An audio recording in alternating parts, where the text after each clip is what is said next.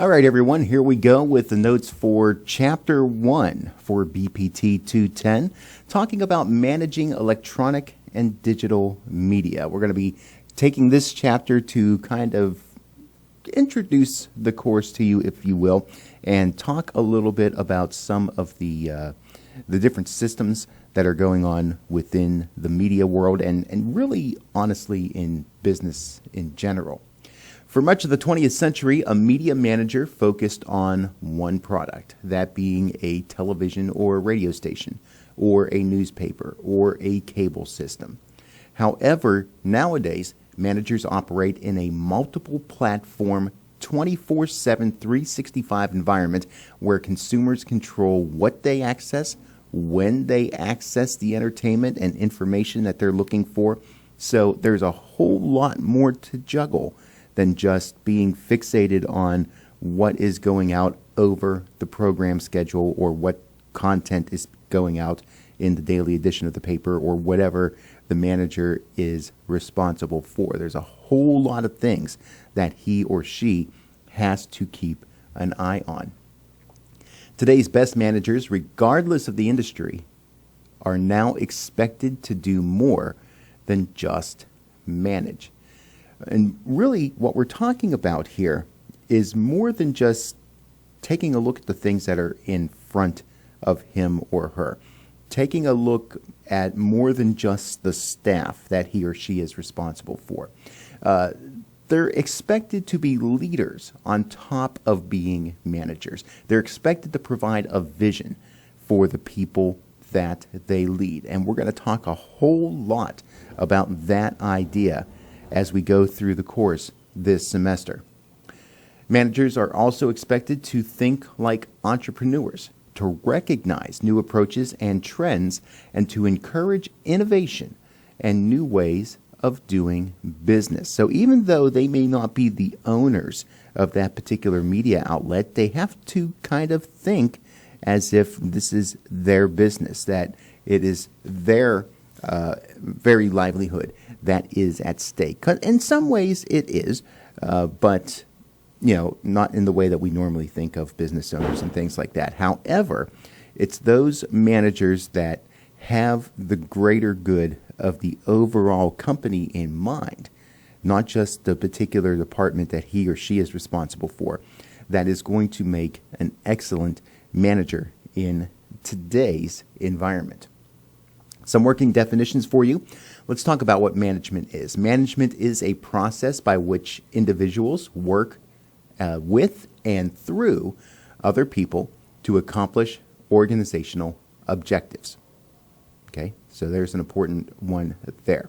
Electronic and digital media, as we talk about it in this course, it's going to refer to traditional radio, television, cable and satellite, telephone industries, kind of the old school stuff that is received by an antenna or by a cable cord or a telephone cord, those sort of attached forms of media, if you will.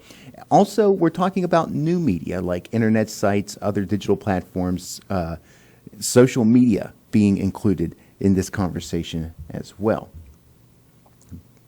Management is not a static concept, but it's a dynamic process involving many different skills such as decision-making, problem-solving, creativity, negotiation, and interpersonal relations. So there's a lot of different things that are going on besides just being the boss and telling people what to do. There's a whole lot that's happening that is on the shoulders of the manager.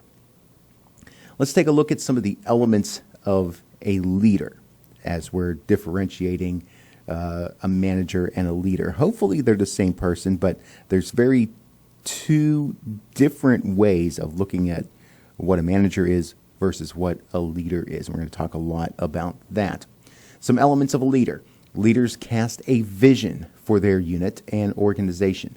They're very good at motivating individuals and helping each person grow and develop. So when we talk about a vision, we're talking about trying to picture in one's mind what the ideal is for a company? What does the environment look like? What does the culture look like when you have arrived, when everything is the way that you think it should be? So that's what we're talking about with the idea of vision.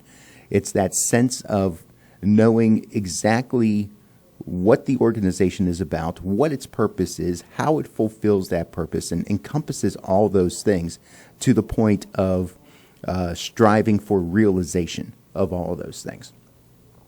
Leaders are also expected to provide a moral compass and exhibit strong ethical principles and integrity. We're going to do a whole unit on ethics in media, and we'll talk a good bit about that. Dictionary.com defines entrepreneurship as a person who organizes and manages any enterprise, especially a business, usually with considerable initiative and risk. So this is another element of what we're talking about when we say that a manager needs to have an entrepreneurial mindset, not necessarily just looking at the bottom line and the dollar figures and profits and all of that, but also considering certain action steps that need to be taken and weighing the opportunity costs of doing one thing over another. And it could be something that creates a net betterment or detriment to a particular company, but also to the manager himself, herself, also possibly to the people that are under him. So there is a good bit of risk that happens, but when you take those risks, especially with things that may have never been done before or not been done before in a certain way, there's opportunity for reward as well. 7 traits of an entrepreneur include tenacity.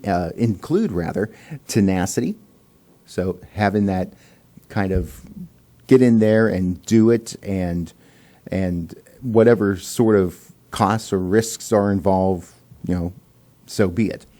Passion, really caring about the thing that you're doing. Tolerance of ambiguity. You're going to be walking a lot into and through the unknown as an entrepreneur, as a leader, as a manager. Vision. We've talked a good bit about that already. Self-belief.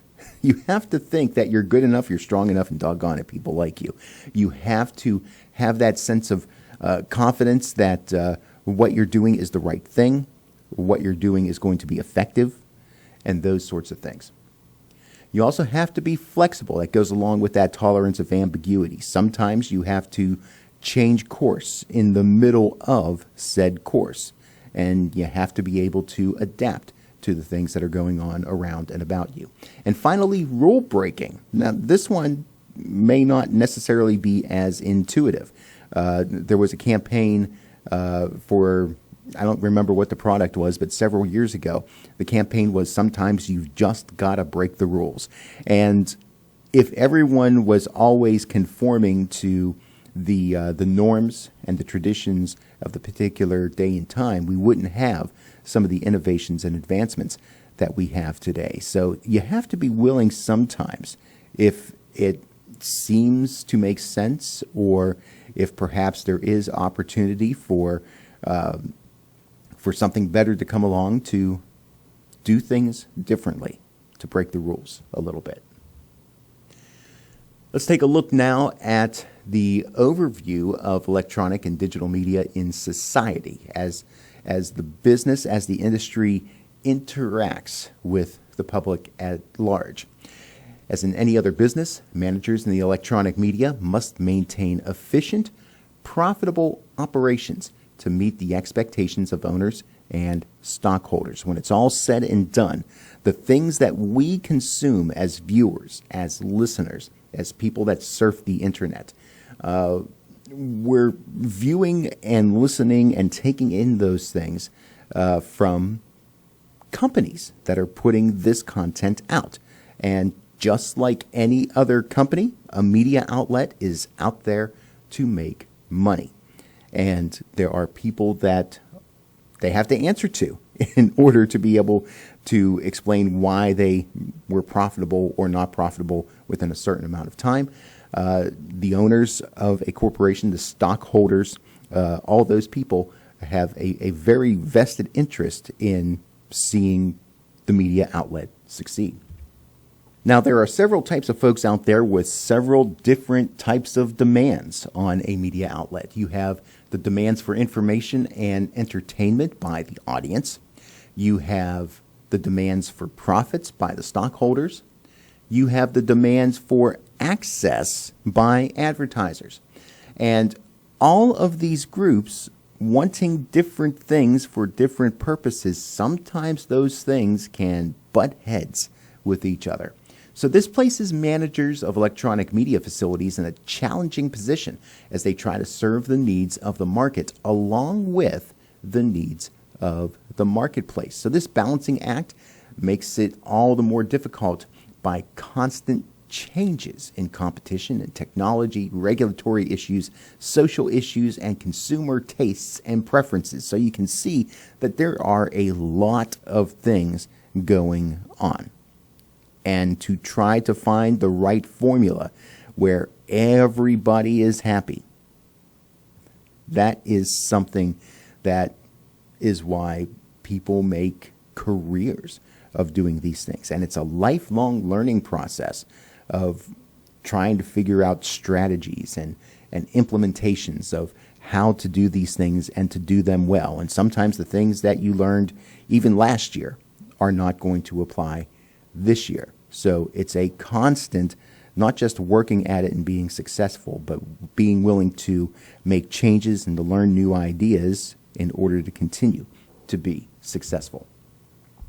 Traditional electronic media companies like broadcasters and cable and satellite systems engage in 4 separate but equal interrelated activities. So we're going to take a look at those 4 things right now. First off, development is concerned with new technological innovations which stimulate the growth of the electronic and digital media and improve the quality of media consumption. So we're looking at development. We're finding the new thing or making the thing that's out there a little bit better, a little more robust, a little more adaptable and flexible, and bringing new features and things like that. So development is very important. Secondly, production.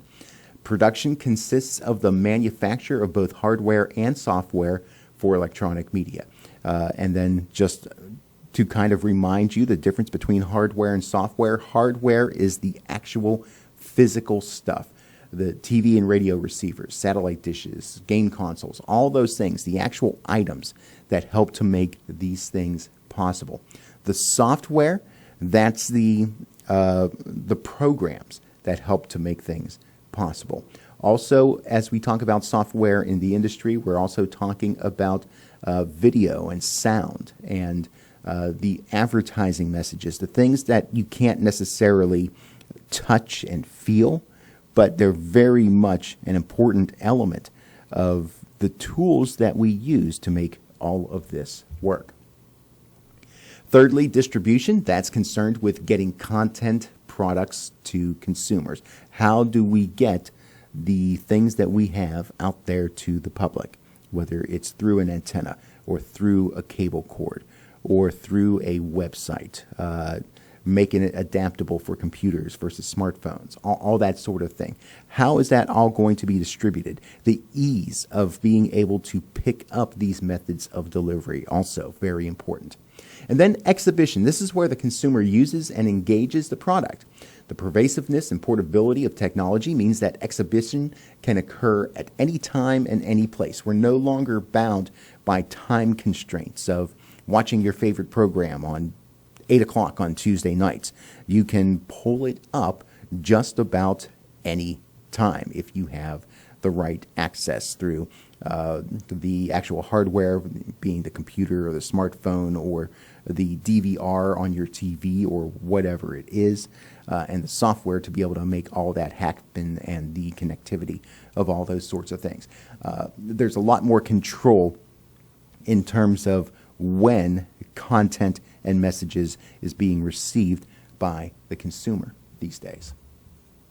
Media convergence is usually thought of as the integration of video, audio, the internet, and computing systems, as well as distribution technologies. So all these things coming together, they converge, and it brings the total media experience to you and me that are viewing or listening to particular types of content. Because corporations dominate the media industries with multiple holdings in many cities, companies have been engaged in converging operations to save resources. So we're talking about the large media conglomerates now.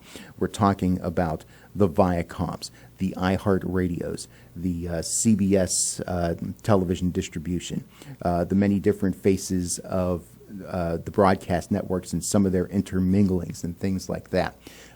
So you have these large companies that have their hands in so many different things, in so many different areas, that they have a lot of tools available to them to be able to do just about anything, anywhere. Virtually every media company considers ways to integrate news gathering operations as well as sharing office support functions, marketing, and engineering.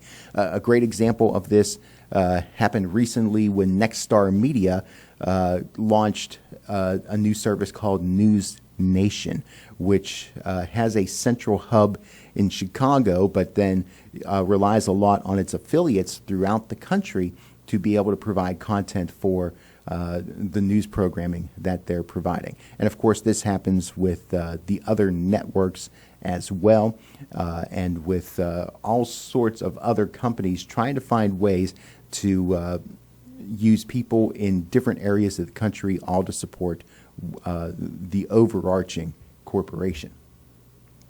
Now, just as kind of a note for you, the next several pages in your textbook, pages 5 through 11, give a very brief kind of review of some of the ways that the various different types of media have progressed over the years, and some of the concepts. A lot of these things would have been covered in your Intro to Broadcasting course, and you go into greater detail on radio and television in some of your other courses as well. I would encourage you to just quickly read over those sections in your textbook, kind of as a refresher for you. You can see me with any questions that you have concerning this content, but I'm going to assume that the stuff that is in this part of the textbook is going to be stuff that you're at least somewhat familiar with. So again, read through it. If you have questions about it, feel free to reach out to me. And with that, we're going to go ahead and take a break. We'll finish up the chapter with part B of this video, and I'll catch you over there.